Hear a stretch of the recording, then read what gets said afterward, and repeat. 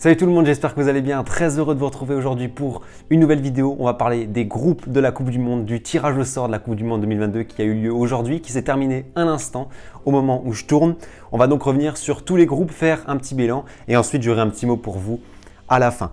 On commence, récapitulatif de cet après-midi, de cette fin d'après-midi, on commence par le groupe A avec le groupe du pays hôte, le Qatar, groupe qui sera composé, je prends ma petite feuille, de l'Équateur, du Sénégal et des Pays-Bas, un groupe assez intéressant avec une équipe par continent, le Qatar, le pays hôte contre l'Équateur, ce sera le match d'ouverture. Il y a les Lions de la Teranga, les vainqueurs de la CAN qui seront là également avec les Pays-Bas. C'est un groupe assez corsé pour le pays hôte. On sait qu'un seul pays hôte dans l'histoire n'est pas sorti des groupes, c'était l'Afrique du Sud en 2010.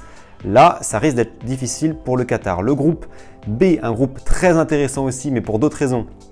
On a l'Angleterre, l'Iran, les États-Unis et l'équipe européenne. Ce sera donc soit l'Ukraine, soit l'Écosse, soit le Pays de Galles. Autrement dit, on va avoir déjà un affrontement Iran-États-Unis assez sympathique au niveau géopolitique, un affrontement Angleterre-États-Unis et puis peut-être une troisième équipe anglophone avec soit l'Écosse, soit le Pays de Galles, peut-être l'Ukraine aussi qui dans ce contexte, on sait difficile, pourrait aller chercher sa place pour la Coupe du Monde. Le groupe C, le groupe de l'Argentine, de l'Arabie Saoudite, du Mexique et de la Pologne.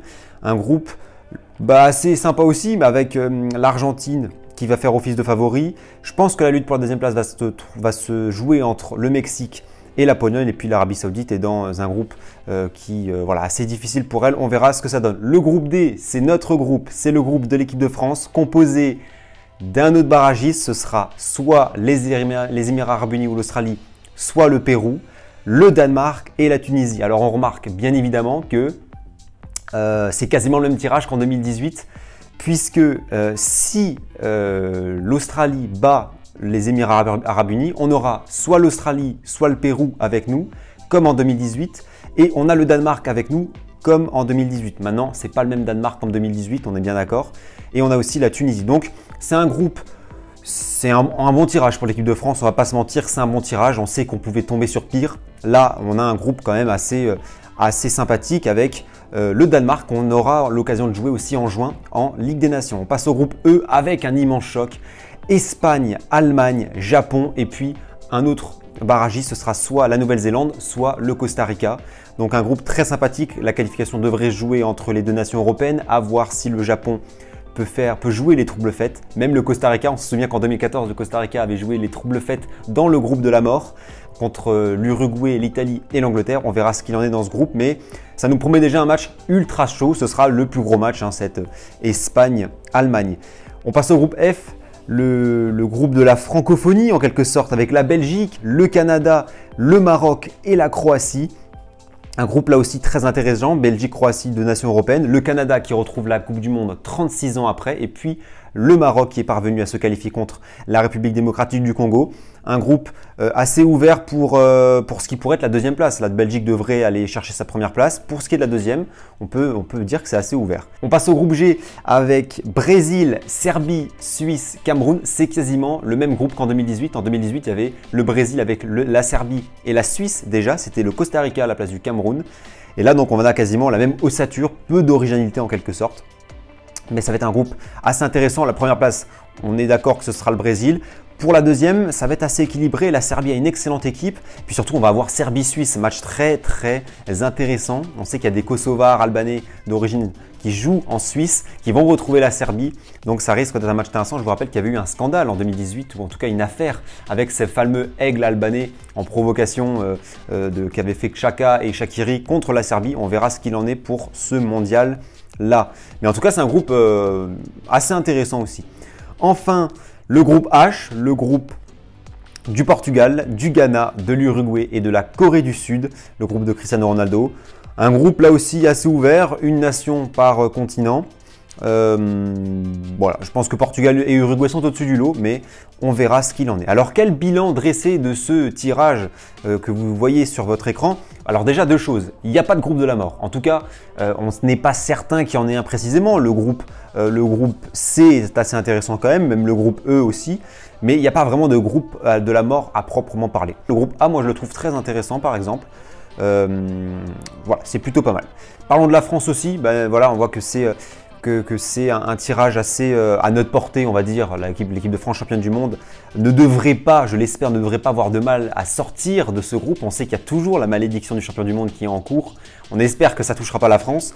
Mais allez, on dirait que la France est favori. À noter qu'elle rencontrera la Tunisie. On sait qu'il y a des liens forts entre nos deux pays, avec bien évidemment la communauté tunisienne en France. Parlons un peu aussi des huitièmes de finale, parce qu'on sait que le tableau nous dresse déjà un petit peu le futur de la compétition, vu que vous savez que on joue en huitième de finale contre le deuxième ou le premier du groupe qui est à côté de nous. Donc en gros, quand tu es dans les groupes A, quand tu es dans le groupe du Qatar, tu vas jouer, si tu te qualifies, le deuxième ou le premier du groupe B. Donc ça pourrait, par exemple, on pourrait avoir un Pays-Bas-Angleterre en huitième de finale. On peut voir aussi que la France pourrait retrouver l'Argentine en cas de huitième de finale. Donc voilà, c'est intéressant. On aurait aussi un Belgique-Allemagne, pourquoi pas, un Brésil-Portugal aussi. Donc des matchs assez intéressants, des matchs bien évidemment de Coupe du Monde. Et puis, c'est aussi la petite chose à noter, c'est que la France est sans doute dans la partie de tableau pas la plus dégagée, mais peut-être la moins relevée. On voit qu'on évite l'Espagne, l'Allemagne, la Belgique,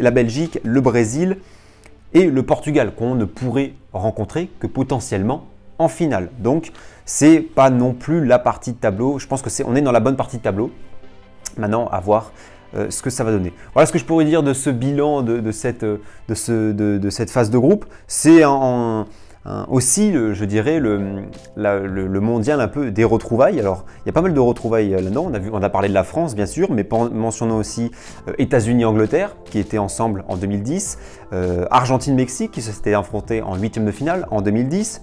Parlons aussi il y a beaucoup de choses, bien sûr du groupe G qui est quasiment le même, mais aussi Portugal-Uruguay qui était un huitième de finale en 2018. Donc voilà, il y a des matchs aussi, des matchs qui vont voilà, des petits remakes qui vont avoir lieu dès les phases de poule. Voilà ce que je pouvais dire sur ce tirage au sort. Dites-moi quel est votre groupe de la mort si vous arrivez à en trouver un, quel est le groupe qui vous hype le plus, qui vous excite le plus. Dites-moi aussi si vous validez le tirage pour l'équipe de France, si c'est pour vous un bon tirage, un pas bon tirage, quelle est l'équipe qu'il va falloir le plus surveiller dans ce groupe. Je pense qu'on sera tous d'accord pour dire que le Danemark, surtout après l'Euro qu'ils ont fait absolument costaud, va être une nation très difficile à jouer. Mais voilà ce qu'on pouvait retenir de ce tirage au sort. Avant qu'on se quitte les amis, un grand merci pour les 1000 abonnés sur la chaîne. Ça y est, le premier cap a été franchi sur l'Arena Foot. Je suis extrêmement fier, extrêmement heureux. Ça a été beaucoup de travail pour arriver jusqu'à ce cap et je suis extrêmement heureux de vous avoir proposé toutes ces vidéos pour arriver aux 1000 abonnés. Merci vraiment du fond du cœur d'avoir pris la peine de cliquer sur les petits boutons, de vous abonner, d'activer la cloche et puis de regarder les vidéos, ça me touche énormément. On va vivre encore une excellente aventure ensemble, une immense aventure, rien qu'avec cette année 2022 et puis avec les années futures. Donc merci à vous. Si vous rejoignez l'aventure, si vous découvrez la chaîne, n'hésitez pas à liker la vidéo, vous abonner et activer la cloche. C'est gratuit, ça m'aide beaucoup et puis voilà, c'est le meilleur moyen de soutenir la chaîne. Passez un très bon week-end les amis, prenez soin de vous et puis on se dit à la semaine prochaine pour de nouvelles aventures. Ciao!